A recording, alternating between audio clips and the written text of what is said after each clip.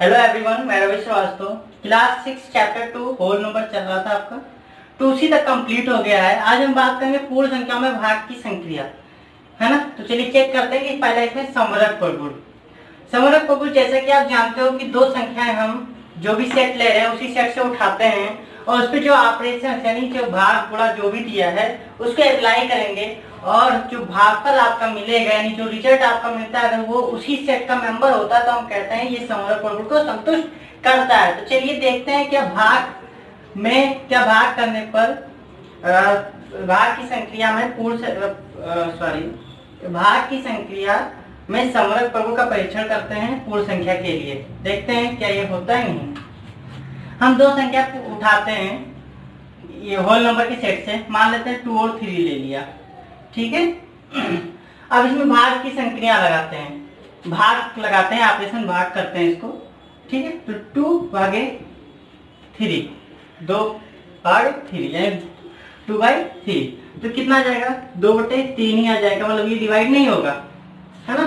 और ये आप जानते हैं ये कैसी नंबर है, रैशनल नंबर है, परमेय संख्या है ना कि पूर्ण संख्या। लेकिन ये कैसी थी, ये आपका होल नंबर था, ये भी आपका होल नंबर था और दोनों को डिवाइड करने पे हमें रिजल्ट क्या मिला, रैशनल नंबर, है ना। यानी समरक प्रगुण संतुष्ट नहीं करता है, विभाजन की संक्रिया पूर्ण संख्याओं के लिए समरक नहीं है, ठीक है। दूसरी बात कर लेते हैं कि शून्य से पूर्ण संख्या में भाग का परीक्षण। किसी भी संख्या को अगर हम शून्य से भाग करेंगे तो क्या कोई रिजल्ट मिलेगा, ये अभी तक परिभाषित नहीं है ना, क्योंकि हम किसी भी संख्या को 0 से भाग नहीं कर सकते हैं, ये परिभाषित नहीं है, ठीक। दूसरा, अगर हम किसी भी संख्या को 1 से भाग करें तो हमें क्या मिलेगा। देखिए किसी भी संख्या को 1 से भाग करने पे हमें वही संख्या प्राप्त होती है, चाहे वो पूर्ण संख्या के लिए हो या किसी अदर सेट के लिए हो, है ना। तो पूर्ण संख्या को भी अगर हम 1 से भाग करेंगे तो हमें पूर्ण संख्या वही पूर्ण संख्या मिलेगी जो पहले से थी। उसके बाद बात कर लेते हैं कि इसी संख्या को स्वयं से भाग करने पर, मतलब पूर्ण संख्या को एक उठा लेते हैं उसी को खुद से भाग करते हैं, मतलब अगर 8 उठाए हैं हम और 8 से भाग करेंगे तो रिजल्ट हमेशा 1 मिलेगा। यानी किसी भी पूर्ण संख्या को उसी संख्या से भाग करने पर हमारा रिजल्ट हमेशा 1 होता है, ठीक है, यानी भागफल 1 प्राप्त होता है। नेक्स्ट हम एक्सरसाइज की बात कर लेते हैं। चलिए एक्सरसाइज 2D की बात करें, इसमें और कुछ नहीं था, ये लास्ट एक्सरसाइज है इस चैप्टर का। तो 2D की बात करते हैं।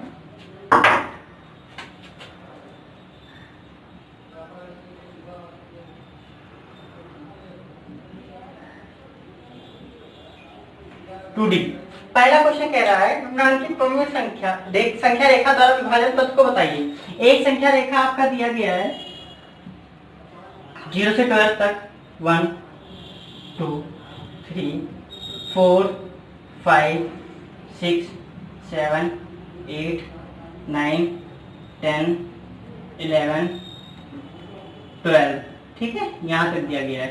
और इसमें कुछ इस टाइप का आपको बना हुआ है, 0 तो रह ही गया, ठीक है, कुछ इस टाइप का बना हुआ है।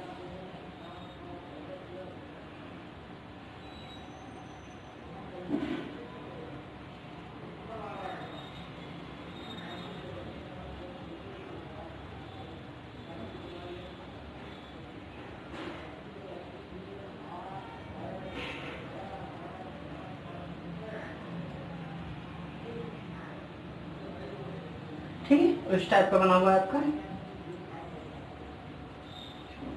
यहाँ पे ऐसे कर दो सीधे, ठीक, इस टाइप का आपका बना हुआ है।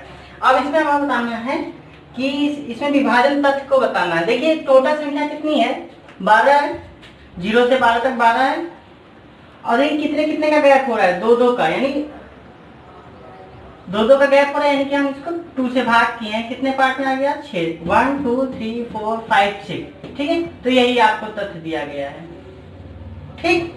दूसरा कह रहा है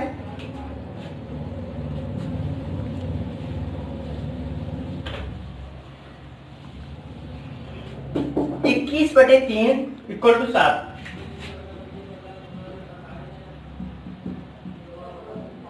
7। ये दिया गया है कि संगत गुणात्मक तत्व, मतलब इसका जो संगत गुणात्मक तत्व है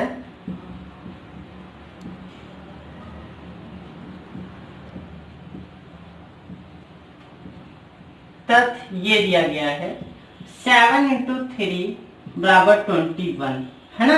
मतलब 3 को भाग किया 21 को 3 से भाग किया तो 7 आया, और इसका संगत गुणात्मक क्या है 7 21, यानी वही हो गया।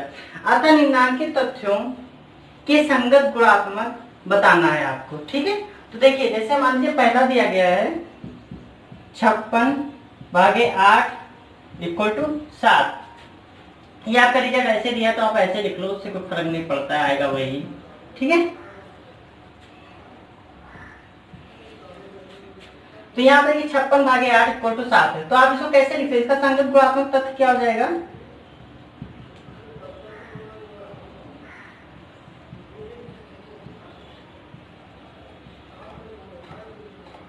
यही आ जाएगा क्या 8 गुणे 7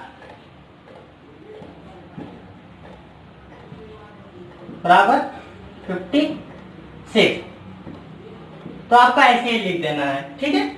आगे दूसरा वाला आप कर लीजिएगा। अब कह रहा है कि तीसरा क्वेश्चन कह रहा है 117 को दो संख्याओं में गुणा के रूप में व्यक्त कीजिए जिसका एक संख्या 13 है। चलिए देखते हैं तीसरा क्वेश्चन। 117 को दो ऐसी संख्या में बांटना है जिसकी एक संख्या 13 हो। अच्छा, एक संख्या 13 दिया गया है और उसको दो संख्या में बांटना है, तो आप क्या करो, आप 13 से इसको भाग कर दो। 13 में भैया 117 है ना, 9 मिला, तो आप इसको कैसे लिख सकते हो, 117 को 13 गुणे 9, यानी एक संख्या 13 दिया तो दूसरा कितना हो जाएगा 9 हो जाएगा। चौथा क्या है, क्या ऐसी कोई पूर्ण संख्या संभव है जिसको स्वयं से विभाजित करने पर वही प्राप्त होती है। तो आपका 1 है, 1 भाई कोई भी पूर्ण संख्या संभव है जिसको स्वयं से विभाजित करने पर वही संख्या प्राप्त है, तो 1 को 1 से विभाजित करने पर 1 प्राप्त होता है, ठीक है। तो 1 ऐसी संख्या है, यानी कि चौथा क्वेश्चन कह रहा है कि कोई ऐसी संख्या बताइए, मान लेते 1 है, इसको उसी संख्या से भाग करें यानी स्वयं से भाग करें तो रिजल्ट भी वही मिले। तो ये एक ही पॉसिबिलिटी है कि 1 को 1 से भाग करने पर 1 मिलता है, ठीक है। पांचवा कह रहा है कोई दो विभिन्न शून्येतर पूर्ण संख्याओं के लिए पहली संख्या को दूसरी संख्या से विभाजित करने पर तथा दूसरी संख्या को पहली संख्या से विभाजित करने पर समान भागफल प्राप्त होता है। तो कोई दो विभिन्न शून्येतर पूर्ण संख्याओं के लिए पहली संख्या को दूसरी से विभाजित करने पर तथा दूसरी संख्या को पहली से विभाजित करने पर समान भागफल प्राप्त होता है। तो ये भी आपका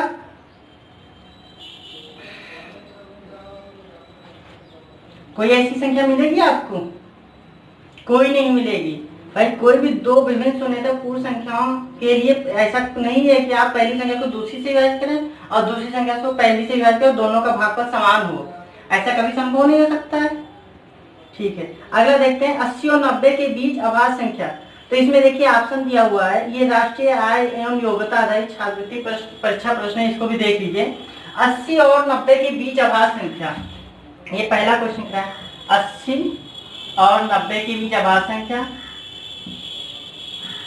है ना। तो अभाज्य संख्या देखिए कौन सा होता है, 80 के बाद 81 आपका अभाज्य है नहीं, 82 81 आप 3 से कटते हैं, 82 2 से कट जाएगा, 83 एक तो आपको 83 मिला, 83 एक अभाज्य संख्या है जो किसी से नहीं कटता है, फिर 84 2 से कटेगा, 85 भी कट जाएगा, 86 भी कट जाएगा, 87 अगला आपका क्या आ गया 87 है ना, 88 89 87 भी 3 से कट जाएगा, देखिए 8 7 15 हो गया, यानी 87 आपका नहीं है ना, 89 है ना। तो ये दो संख्याएं आपको ऐसी मिलेंगी जो 80 और 90 के बीच में है, और ये अभाज्य संख्याएं हैं जो किसी से नहीं करती, स्वयं से करती हैं। दूसरा कह रहा है इस प्रश्न में 5 पद हैं, 4 पद किसी न किसी रूप में एक से हैं, एक पद अन्य चारों से भिन्न है, तो अन्य से भिन्न पद की संख्या को उत्तर पद पर संगत पद के सम्मुख वृत्त से घेरिए। चलिए इसको हम पांचों पद लिखना पड़ेगा कि आपको समझाना है। देखिए दूसरे का 5 प्रश्न दिया है, फर्स्ट दिया है 6 3 18, सेकेंड दिया हुआ है 7 5 35, थर्ड आपका दिया है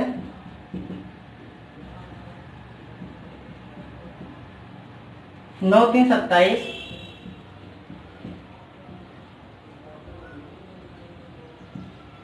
फोर्थ आपका दिया है 5 4 26 और पांचवा आपका दिया है 8 7 56, है ना। तो देखिए हम क्या करें, उसको ब्रिज से घेर देंगे। देखिए यहाँ पे रिलेशन देखिए क्या है, 6 को 3 से बड़ा करोगे कितना आ जाएगा, 6 3 18, मतलब इसका रिलेशन क्या है, इसके साथ हम मल्टीप्लाई किए और वो बराबर में दे दिया, बराबर में क्या दिया 18 दिया, ठीक है। तो इसी तरह सब होंगे। चलिए देखते हैं, 7 5 35 बराबर 35 आ गया, 9 3 27 27 आ गया, 5 20 होता है लेकिन यहाँ पे 26 है। चलिए अगला टेस्ट कर लेते हैं तो बताते हैं, 8 7 56 आ गया, यानी कि आपका ये वाला क्या है, ये अलग है, इन चारों से डिफरेंट ये है ना। तो आपका ऑप्शन ये हो जाएगा। तीसरा कह रहा है, दिए गए 5 विकल्प में से लुप्त पद को ज्ञात कीजिए तथा उसकी संख्या को सही प्रश्न संख्या के सामने उत्तर पत्रक पर लिखना है। चलिए इसको भी मुझे लिखना पड़ेगा पूरा। तो तीसरा क्वेश्चन ये दिया हुआ है और आपको दिया हुआ है 196 169 144 121 एंड 100, यानी 196 169 144 121 100। आगे आपका पूछा है कौन सा होगा, ठीक है। तो देखिए 196 आपका 14 का स्क्वायर होता है, ये आपका 13 का स्क्वायर होता है, ये आपका 12 का स्क्वायर होता है, ये आपका 11 का स्क्वायर होता है, ये आपका 10 का स्क्वायर होता है। तो आगे किसका स्क्वायर मिलेगा, 9 का स्क्वायर, यानी यहाँ पे क्या आ जाएगा, यहाँ पे आपका हो जाएगा 81, 9 का स्क्वायर 81, 9 9 81, ठीक है। आगे आप करिएगा, ये चैप्टर समाप्त होता है, अगला चैप्टर कल से स्टार्ट करेंगे। धन्यवाद।